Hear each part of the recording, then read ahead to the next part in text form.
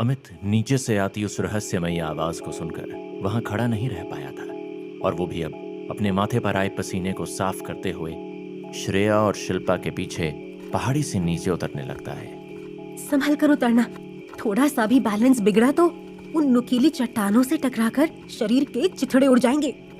आगे तुम ही हो, तुम भी संभल कर उतरना।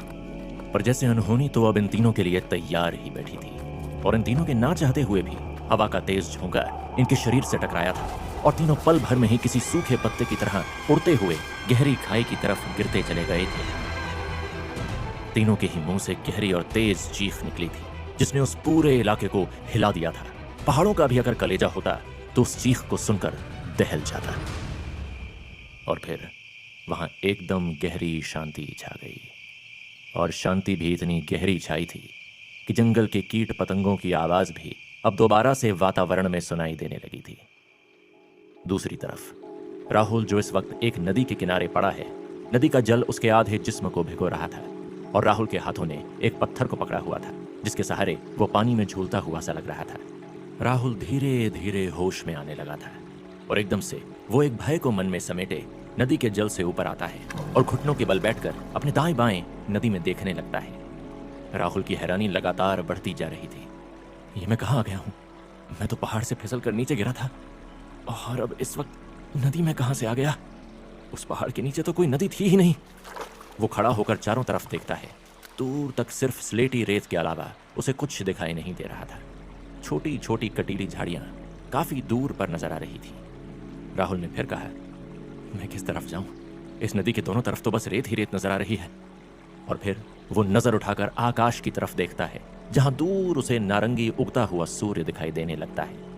इसका मतलब वो पूरब दिशा है।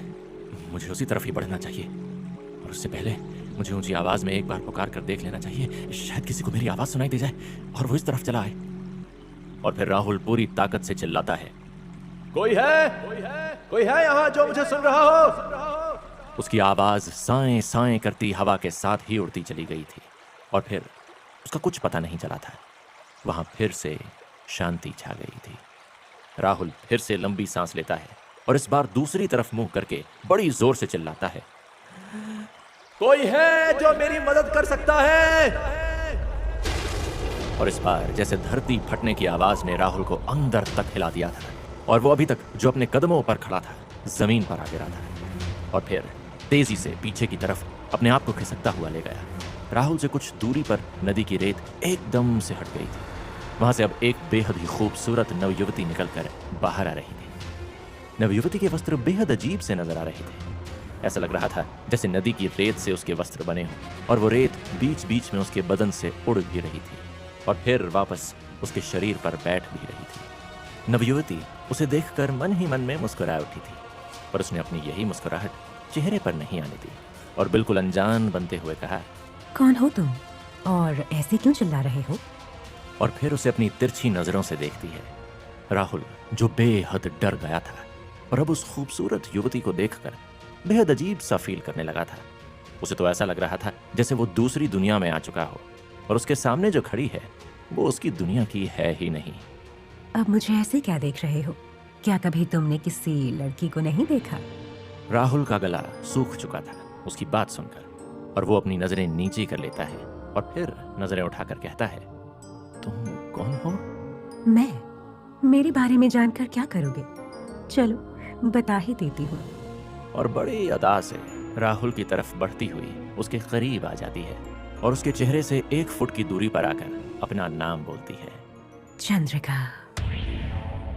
मेरा नाम राहुल है, और पता नहीं मैं यहाँ कैसे आ गया।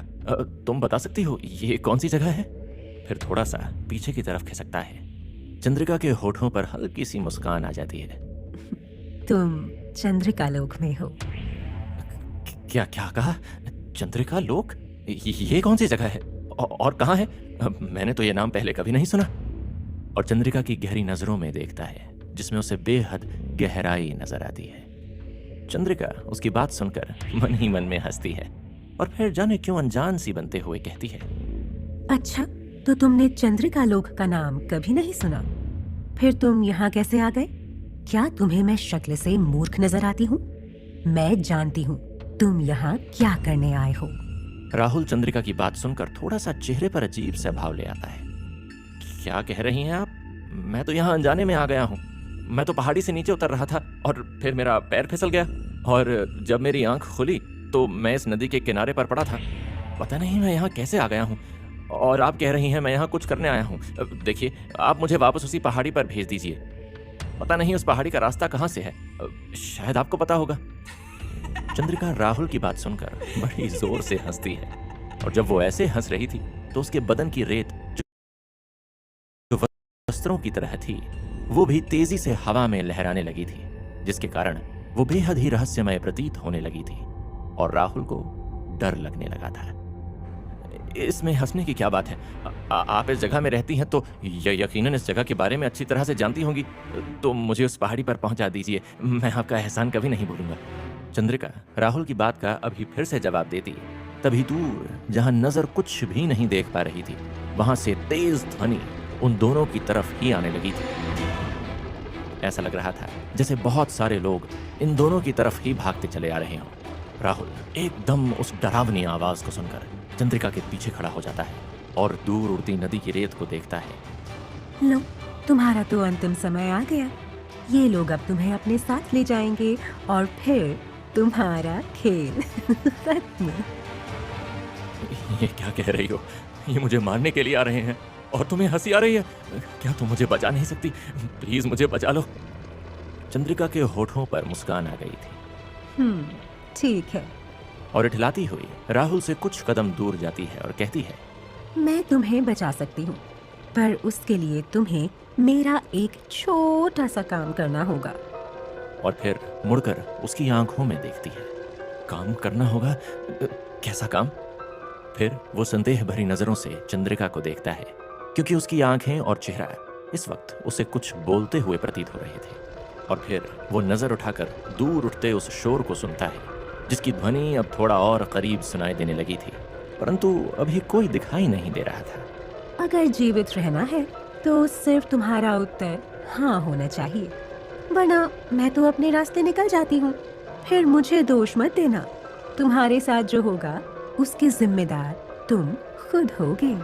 राहुल एकदम से बोला, हाँ हाँ ठीक है, मैं तुम्हारा काम करने के लिए एकदम तैयार हूँ, पर तुम मेरी जान बचा लो। देखो कितनी भयानक आवाज आने लगी है।